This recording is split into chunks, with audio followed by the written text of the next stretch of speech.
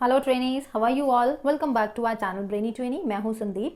तो ये है क्लास 11th मैथ्स की बुक। तो अभी मेरे सारे 10th के स्टूडेंट्स क्लास 11th में हो चुके हैं। तो जो स्टूडेंट्स क्लास 11th में मैथ्स रखना चाहते हैं, मींस कि जो स्टूडेंट्स पीसीएम या पीसीएमबी करना चाहते हैं या कॉमर्स विद मैथ्स करना चाहते हैं या ह्यूमैनिटीज़ में भी कई स्टूडेंट्स मैथ्स को ऑप्ट कर लेते हैं, तो ये वीडियो उनके लिए है। मैथमेटिक्स का क्लास 11 का आज मैं कोर्स स्ट्रक्चर आपके साथ डिस्कस करने वाली हूँ।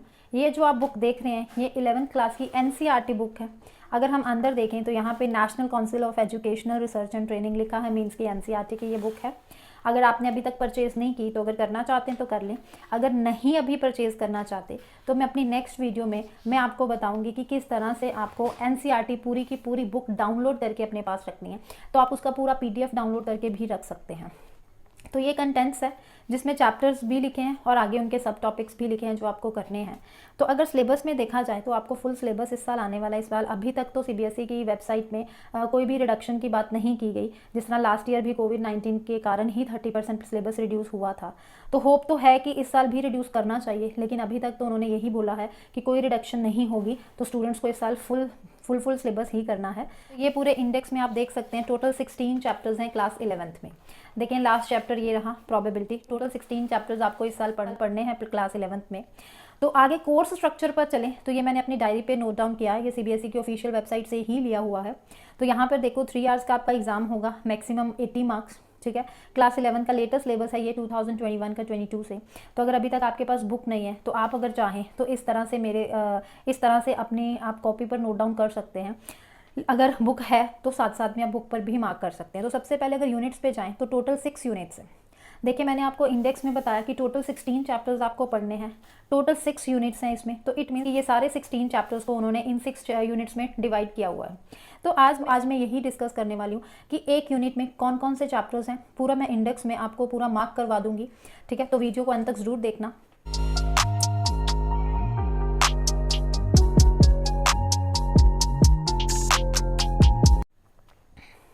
तो सबसे पहले चलते हैं यूनिट 1 सेट्स एंड फंक्शंस पे, जो आपको 23 मार्क का आने वाला है। उसके बाद यूनिट 2 अलजेब्रा है जो आपको एग्जाम में 30 मार्क का आने वाला है। यूनिट 3 है कोऑर्डिनेट ज्योमेट्री जो 10 मार्क्स का आएगा। यूनिट 4 है कैलकुलस जो 5 मार्क्स का होगा।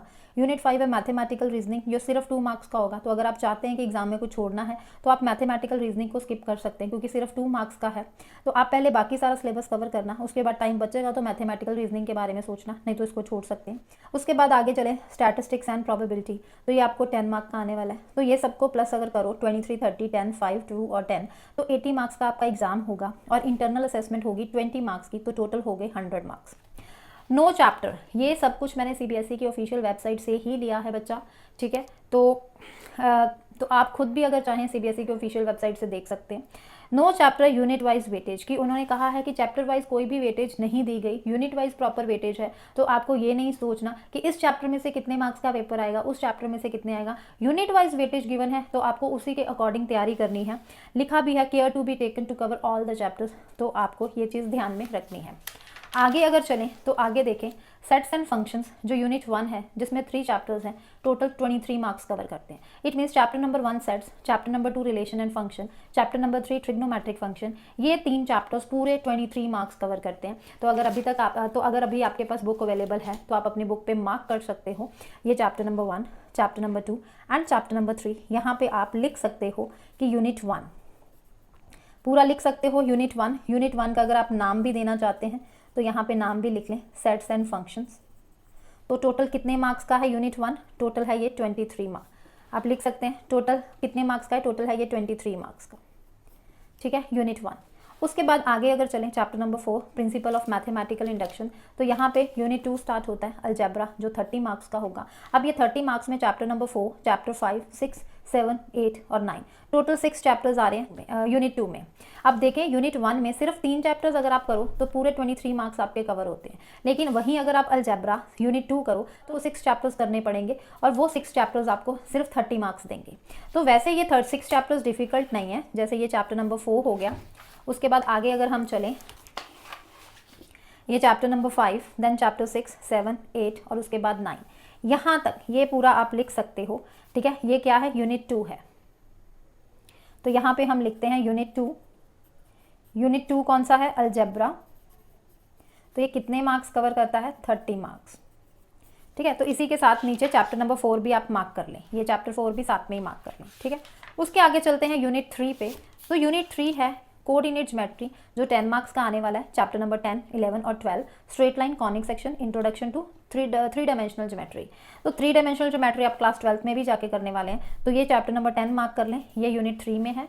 ठीक है, उसके बाद आगे अगर हम चलें तो चैप्टर 11 और चैप्टर 12, तो यहाँ तक आप लिख सकते हैं कि ये यूनिट 3 है। ठीक है, और साथ में इसका नाम लिख लें, कोऑर्डिनेट ज्योमेट्री। कोऑर्डिनेट ज्योमेट्री, और ये कितने मार्क्स का आने वाला है आपको? 10 मार्क्स का। तो आप साथ साथ अपने बुक पे मार्क कर सकते हैं, ताकि आपको पता चल जाए कि कौन से यूनिट में कौन कौन से चैप्टर्स आने वाले हैं। उसके बाद यूनिट 4 कैलकुलस, जो सिर्फ 5 मार्क्स का है, और उसमें एक ही चैप्टर है, चैप्टर नंबर 13। तो ये जो लिमिट्स एंड डेरिवेटिव्स है, ये कौन सा यूनिट हो गया हमारा? चैप्टर 4, और ये हो गया कैलकुलस, ये सिर्फ आपको 5 मार्क्स में आने वाला है। ये एक चैप्टर पूरे 5 मार्क्स कवर करता है। उसके बाद है यूनिट 5 मैथमेटिकल रीजनिंग, 2 मार्क्स में। तो ये आप लिख सकते हो, ये यूनिट 5 है मैथमेटिकल रीजनिंग, नेम यही दिया है, ये आपको सिर्फ 2 मार्क्स में आने वाला है। ठीक है, उसके बाद लास्ट है unit 6 statistics and probability, chapter 15 and 16। तो यहाँ पे आप लिख लें यूनिट 6 स्टैटिस्टिक्स एंड प्रोबेबिलिटी, या मैं यही लिख रही हूँ, ये आपको 10 मार्क्स में आने वाला है। ठीक है, ये आपको 10 मार्क्स में आने वाला है। तो इस तरह से नेक्स्ट चैप्टर है आपका लास्ट, गिवन प्रोबेबिलिटी, तो ये भी यूनिट 6 में ही आ रहा है, तो ये भी मैंने ऑलरेडी लिखा दिया। तो इस तरह से मैंने आपको मार्क करवा दिया। अब आपने अगर क्लास 11th में मैथ्स करना है, तो आप इस तरह से अपनी बुक पर मार्क कर लें, क्योंकि बच्चा सिलेबस कवर करने से पहले आपको सिलेबस पता होना बहुत ज़्यादा ज़रूरी है। क्योंकि अगर आपको सिलेबस पता होगा, यूनिट वाइज सिलेबस पता होगा, तो आपको सिलेबस कवर करने में ज़्यादा दिक्कत नहीं आएगी। क्योंकि यहाँ से आप देख सकते हैं कि जैसे यूनिट 1 23 मार्क्स का है, यूनिट 2 30 मार्क्स का है, तो 3 चैप्टर्स ये हो गए, 6 चैप्टर्स ये हो गए, तो टोटल 9 चैप्टर्स ही देखें तो 53 मार्क्स आपके कवर करते हैं।